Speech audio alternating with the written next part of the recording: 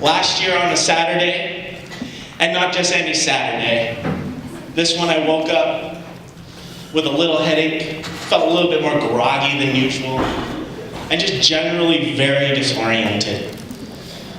And this disorientation made one of my senses betray me, my sense of smell. Now, some of you may know, I have a very, very sensitive sense of smell. And that morning, I smelled one of my favorite things in the whole wide world. My mom's chicken tocino and eggs. Right? It's really good. Same, I feel the same way. But I digress. When I smelled it, I shot straight out of bed, even though I felt kind of sick. And that first step was filled with happiness, joy, and innocence. But that second step was filled with awfulness and depression, because I realized in that moment that I would not enjoy her cooking for another couple of months. In my dorm room, I learned 3 important lessons. First being, Filipino food is very unique in nature. It's simple, yet complex. And you can't find it anywhere else. I can't go over to the Safeway that's just over there and find ingredients for diniman or kare-kare. But as like a little example to show how diverse our food is, I overheard a story of these 2 little boys on their way to school in the Philippines. The one student said, "Hey, I know this really good food cart over there. It sells some really good kwek-kwek, which is some fried quail egg." His friend goes, "I'm good. My mom's bringing home some bullet after school." And now, for those of you who don't know, bullet is a very fine Filipino delicacy. It's not just a normal egg. It has it's actually not as bad as I make it seem. It's an aborted duck fetus. But y'all should try it. It's pretty good. But then, let's move on. Second lesson I learned, matigas ang ulo ko.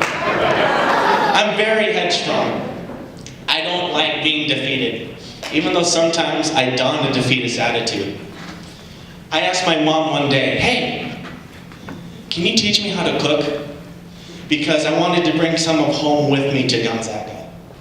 Because like most incoming freshmen, I couldn't wait for my independence and my newfound freedom away from home, which was true for about 2 weeks. And then this thing called homesickness started kicking in.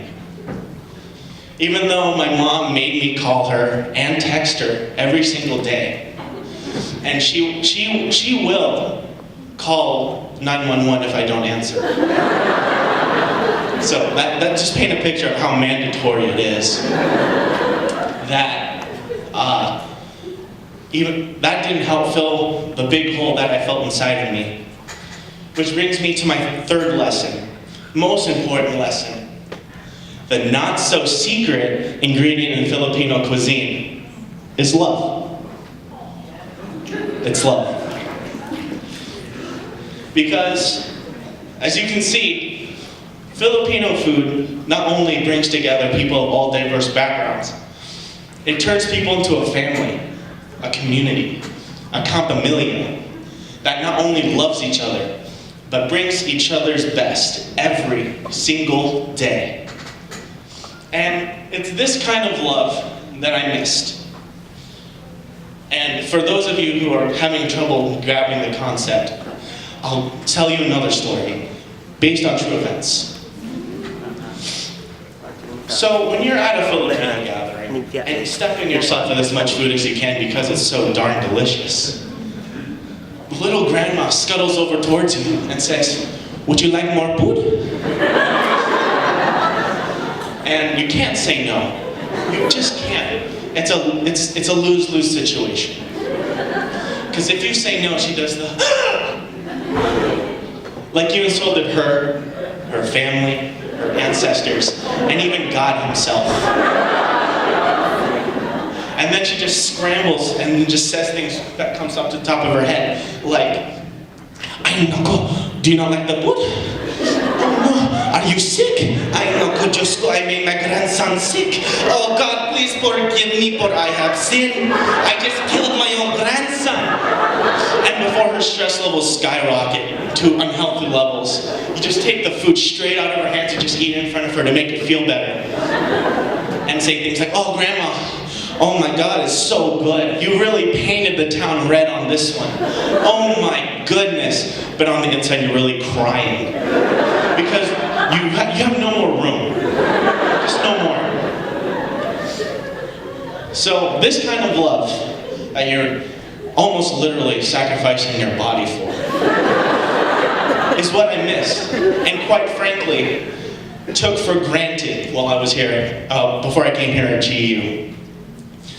My mom's cooking was something I did take for granted because until I came to college, I realized, A, it's hard and long, and dishes are also hard. And 2, I didn't realize she got up at godforsaken hours in the morning. Like, I had swim practice at 3:30 in the morning. She got up at 1. Sometimes she didn't even go to sleep to cook me breakfast. And then, when I got home because we took the bus together, because my high school is right next to her work. As soon as we got home, she was already cooking something for me. I didn't even have a chance to get into the door. She was just already up there. And I waited 30 minutes, and I had a hot plate of food on the table. And it's stuff like this that I took for granted. And I just want to take a moment as I reflect my 1.5 years here at GU, just to say thank you, Mom, for not only teaching me your way of love, besides your tender care, love, joy, happiness, and sacrifice, but giving me a hot plate of food every day that not only do I miss, but I was excited for every single day. Thank you, Mom. Love you.